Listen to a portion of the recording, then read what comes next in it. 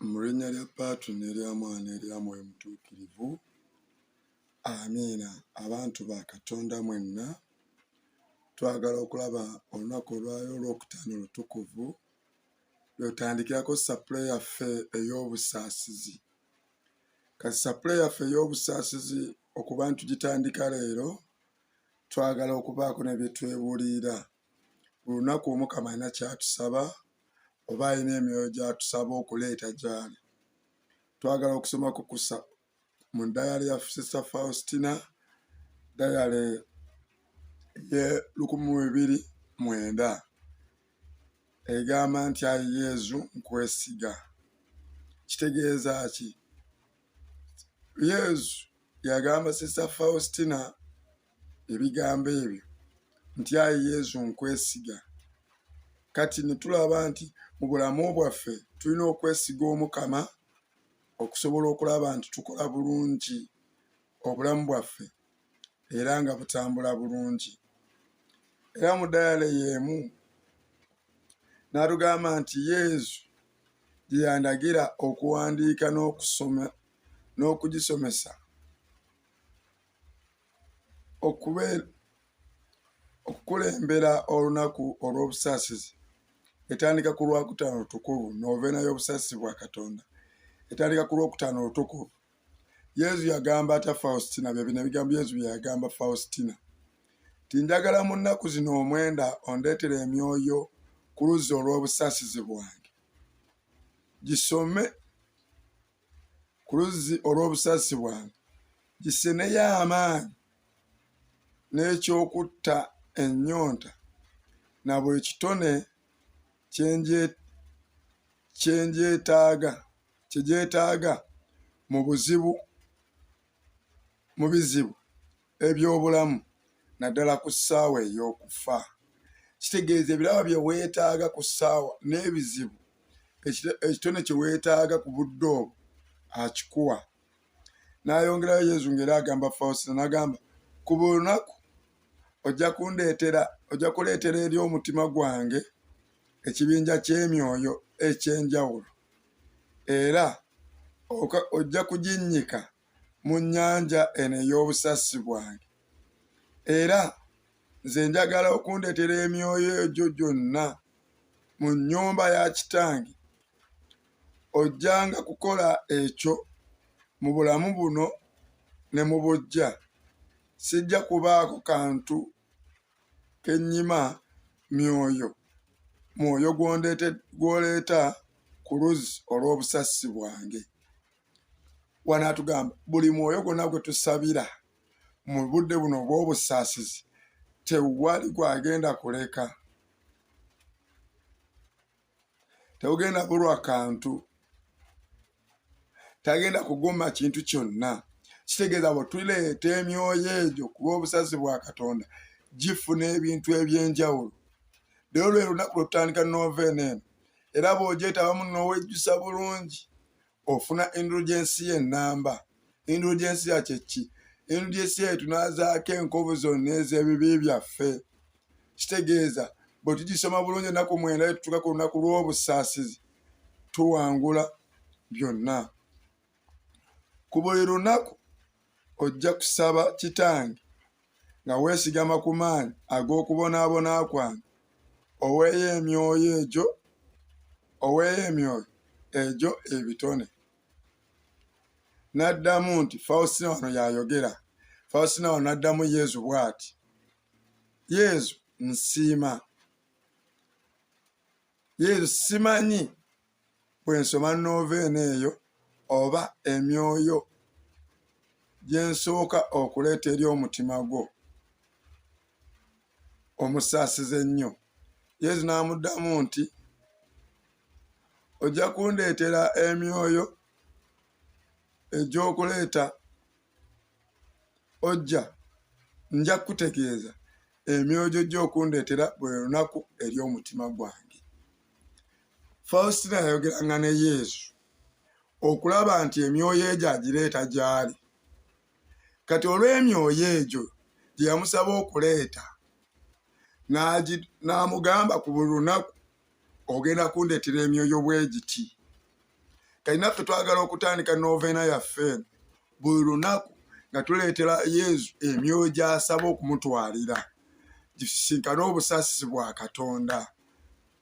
Awo tujja kuba tulaba nti tuwangula obulamu bwaffe nga tubaako kye tutuukako mu bulamu bwaffe. Nkakasa byonna tujja kuba tusobola okubikola okuwangula buli mbeera zonna ate n'okuleetera aboonoonyi okwenenya. Kati tutandika novena yaffe olunaku olusooka. Atugamba olwaleero ndeetera abantu bonna naddala aboonoonyi bonna obanyike mu nnyanja ey'obusaasizi bwange. Mu ngeri eyo ojja kubakubagiza mu nnaku yange, ojja kunkubagiza mu nnaku yange empitirivu ennyo okufiira emyoyo egyo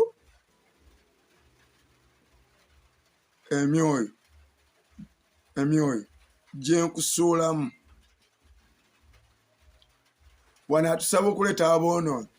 Era naffe mu novena yaffe eno buli nga otandika oyimusa aboonoonyi b'omanyi ne b'otomanyi naddala mu nsi yonna.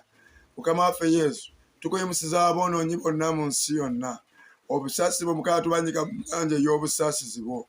Olw'obusaasizi bwe Mukama bweyongere okusisinkana abantu abo, beyongere okutuuka ku bantu abo Mukama. Obusaasizi bwe Mukama tuleetera aboonoonyi bonna.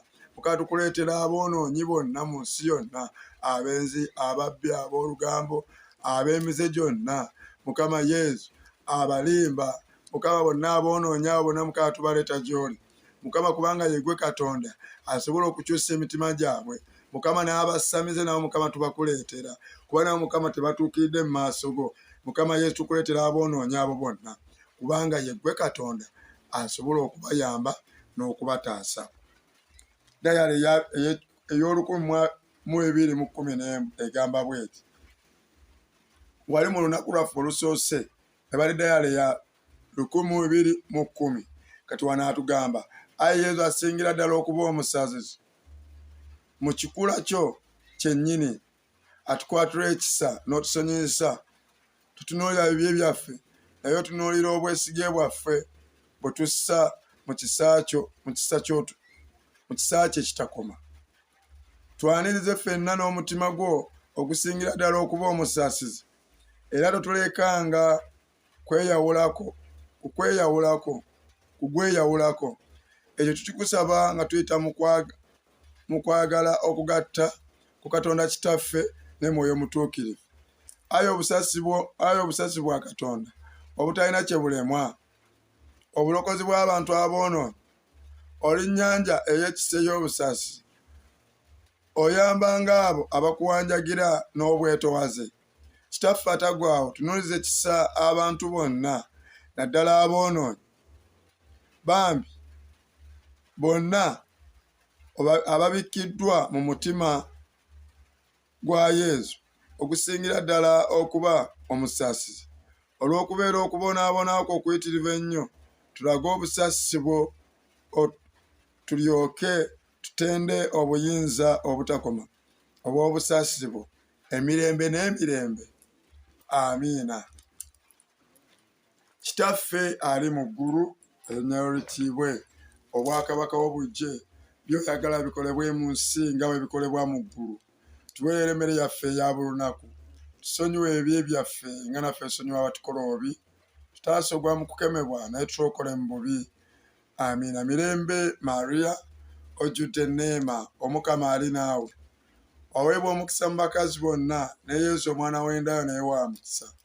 Maria omutuukirivu nnyina Katonda, tusabire ffe aboonoonyi kaakano ne mu kaseera ak'okufa kwaffe.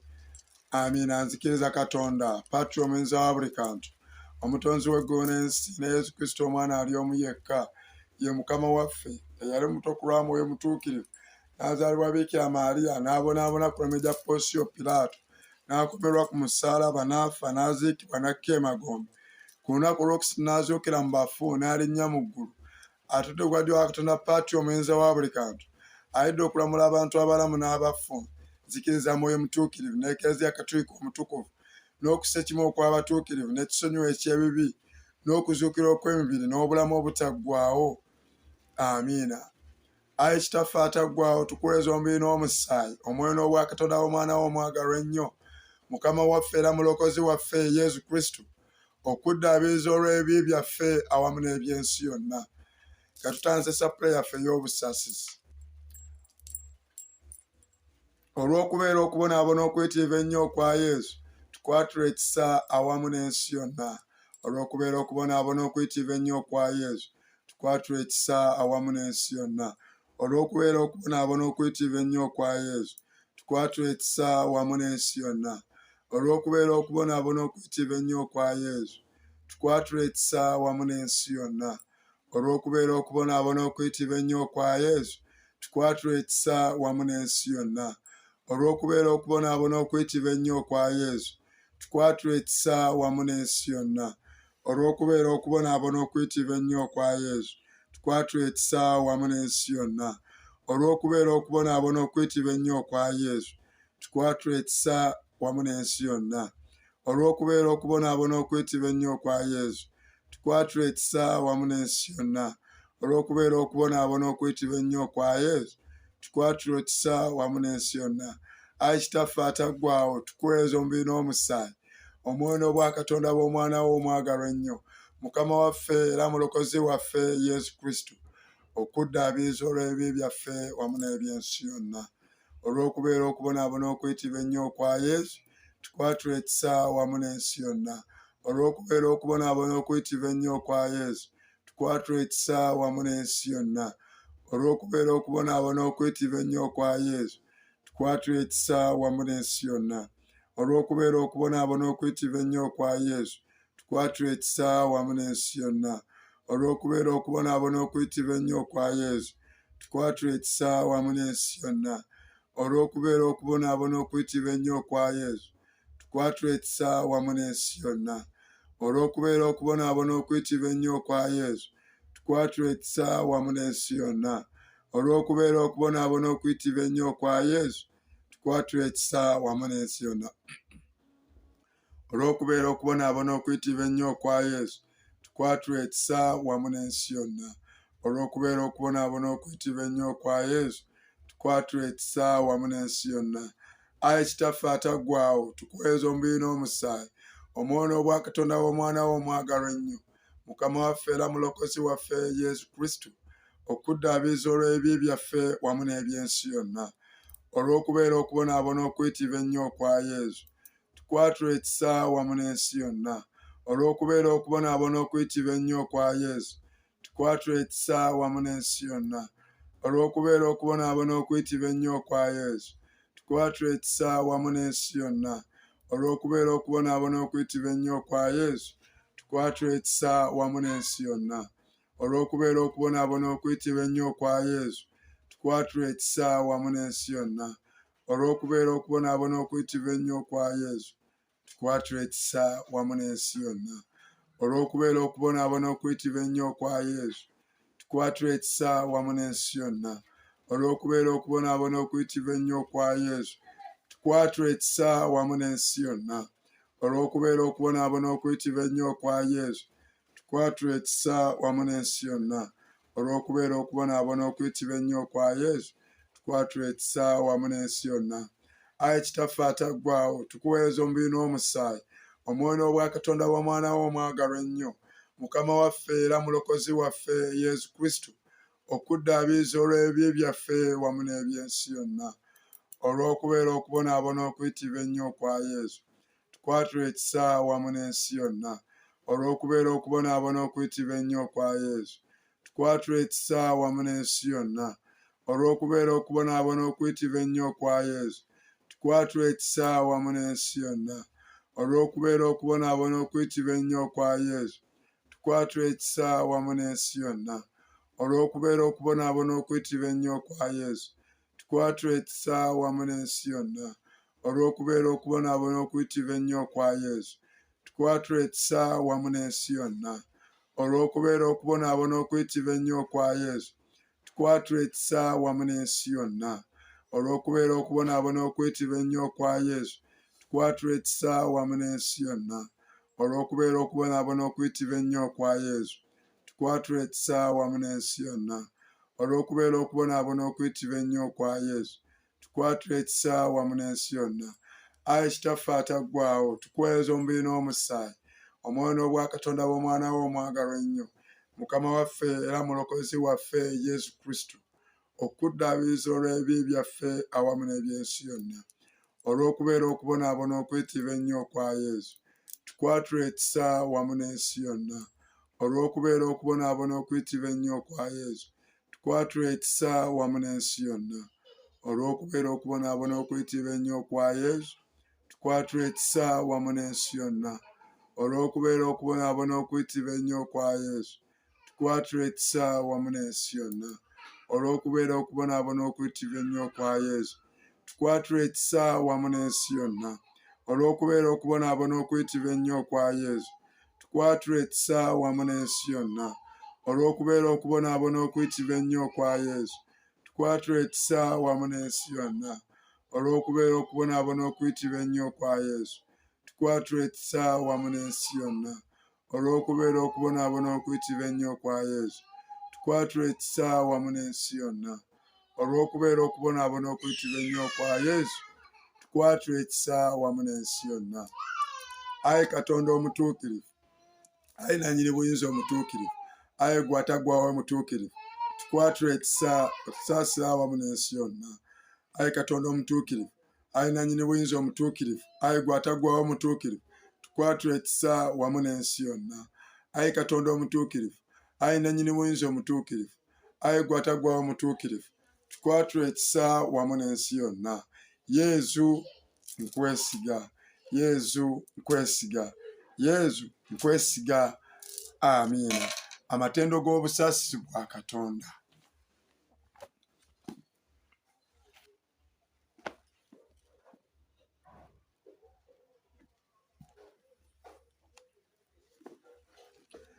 Amatendo g'obusaasizi bwa Katonda gavudde mu ddayale eya 1949. Bw'oba osomye mu ddayale ya Sister Faustina mwe gavudde mu ddayale eya 1949.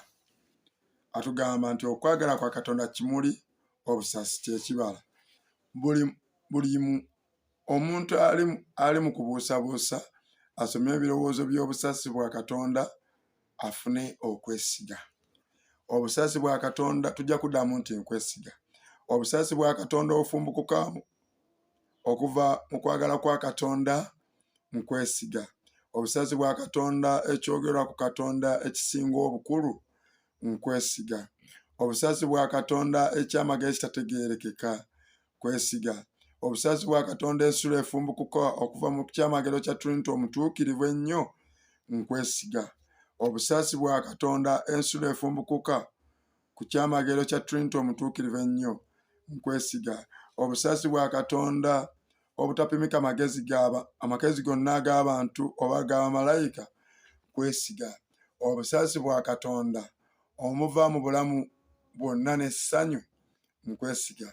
Obusaasi bwa Katonda obulungi okusinga eggulu nkwesiga. Obusaasi bwa Katonda ensibuko y'ekyamagero n'ebyewuunyizibwa nkwesiga. Obusaasi bwa Katonda obugiriza ensi yonna nkwesiga. Obusaasi bwa Katonda obukiira ku nsi mu kigambo eyeefuula omuntu nkwesiga. Obusaasi bwa Katonda obukulukuta okuva mu kiwundu ekiggulu eky'omutima gwa Yesu kwesiga. Obusaasi bwa Katonda obugaluddwa mu mutima gwa Yesu ku lwaffe kwesiga. Obusaasi bwa Katonda obulabikira mu kussaawo wositi entukuvu nkwesiga. Obusaasi bwa Katonda ku matandika g'ekereziya omutukuvu nkwesiga. Obusaasi bwa Katonda mu ssaakalamento ly'abatiisimu ettukuvu kwesiga. Obusaasi bwa Katonda mu kufuulibwa abatuufu nga tuyita mu Yesu Kristo nkwesiga. Obusaasi bwa Katonda obubeera naffe obulamu bwaffe bwonna kwesiga. Obusaasi bwa Katonda obutuwambaatira naddala mu kaseera ak'okufa nkwesiga. Obusaasi bwa Katonda obutuwa obulamu obutaggwaawo nkwesiga. Obusaasi bwa Katonda obutuwonya omuliro ogutazikira nkwesiga. Obusaasi bwa Katonda mu kukyuka kw'aboonoonyi abakakanyavu nkwesiga.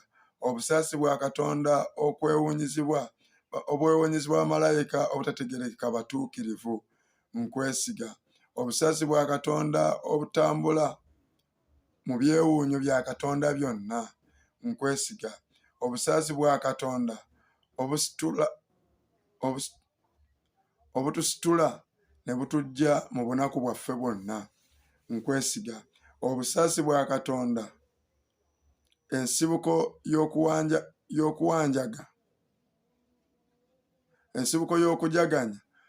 y'okujaganya kwaffe n'essanyu kwesiga obusaasi bwa Katonda mu kutuyita okuva mu butaba kantu tubeerewo nkwesiga obusaasi bwa Katonda obuzingiramu emirimu gye gyonna gy'akola kwesiga obusaasi bwa Katonda engule y'emirimu gyonna Katonda gy'akola egya Katonda gyonna nkwesiga obusaasi bwa Katonda ffenna mwe tunnyikibwa nkwesiga obusaasi bwa Katonda okuweweera kw'emitima egikaabiriddwa nkwesiga obusaasi bwa Katonda essuubi lyokka ery'emyoyo egiterebuse nkwesiga obusaasi bwa Katonda ekiwummulo ky'emyoyo n'emirembe awatali kutya kwesiga obusaasi bwa Katonda okusanyuka n'okwesiima okuyitiridde nkwesiga obusaasi bwa Katonda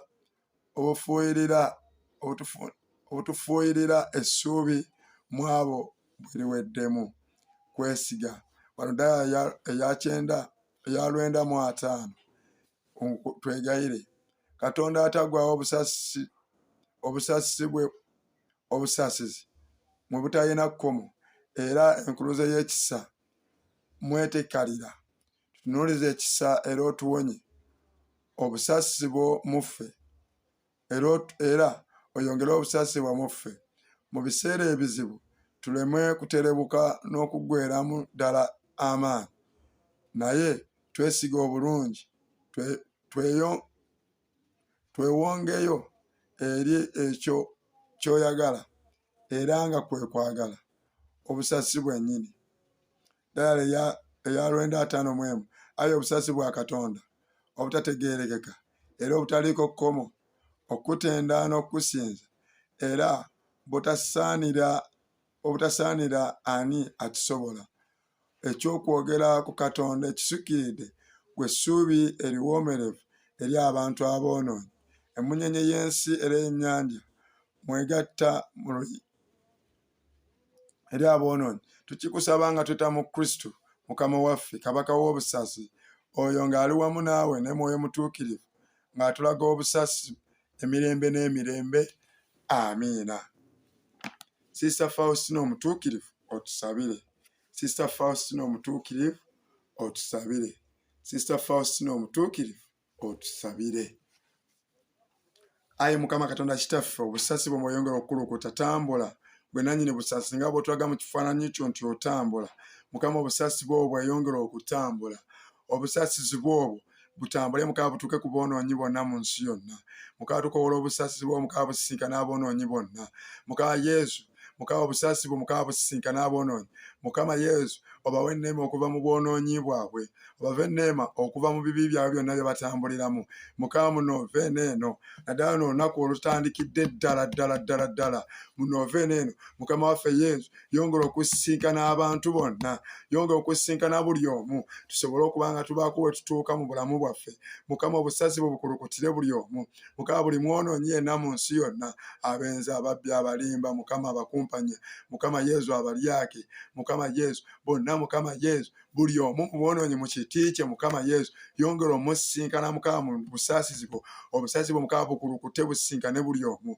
obusaasi bwaye Mukama bukulukute busisinkane buli omu Mukama Yesu munda mu bo bafune okwenenya Mukama munda mu bo bafune okwenenya buli omu mu Novena eno bw'obadde omanyi oli bwonoonyi ulyanga wennyika mu busaasi bwa Katonda bw'obadde olina ekibi kye wejjusa nti kikulemeddeko olwaliro wennyike mu busaasi bwa Katonda bw'adde mu bufumbo bw'ensonga wenjike mu busaasizibwe bwa Katonda. Omukama akuwe enneeme buvaamu olwayo mu nnya lya Yesu omwana wa Katonda omulamu olw'obusaasizibwe bwa Katonda. Mukama Yesu tunnyika abonoonyi bonna mu busaasizibwe. Mukama tunnyika abonoonyi bonna mu busaasizibwe kuba mwe muli ekikubagizo, mwe muli ensibuko y'essanyu n'ebirungi byonna. Mukama Yesu mwe basobola okufuna ekikubagizo. Mukama bonna tubannyika mu busaasizibwe, tubannyika mu nnyanja ey'obusaasizibwe, tubannyika mu nnyanja ey'obusaasizibwe. Mukama Yesu kubanga gw'osobola, Mukama Yesu kubanga gw'osobola. Mukama tubannyika mu nnyanja ey'obusaasizibwe olwaleero. Mukama aboonoonyi bonna tubannyika mu nnyanja ey'obusaasizibwe olwaleero kubanga Mukama ye gwe Katonda asobozesa bonna, ye gwe Katonda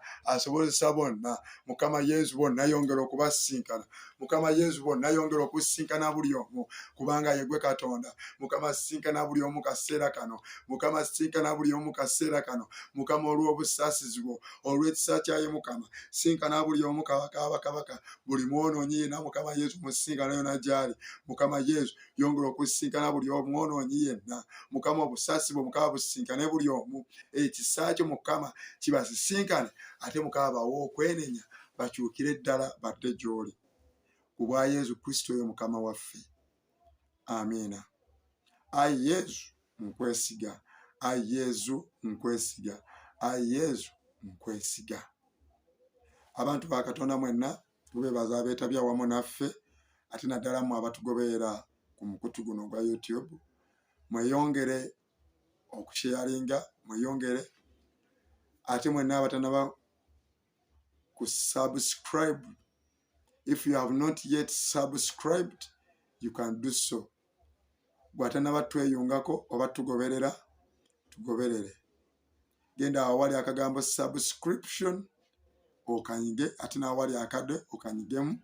Tulabe nga tutambira wamu essala zino zireme kuyitako. N'olw'ensonga eyo mbaagaza omukisa gwa Katonda, mbaagaza ebirungi bya Katonda.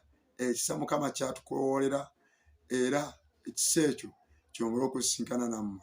Omukama bawa omukisa bakuume, batunulize amaaso g'amakakkamu abasaasire. Akyukire gye muli abawa emirembe. N'omukisa gwa Katonda oyo mwenzi wa buli kantu, Patri ne Mwana ne Mwoyo Mutuukirivu gubakke kate gusigaye nammwe emirembe n'emirembe. Amiina. Omukama bampeera omukisa ate atuwanguzi tusobole okubeera abawanguzi mu linnya erya Yesu. Amiina.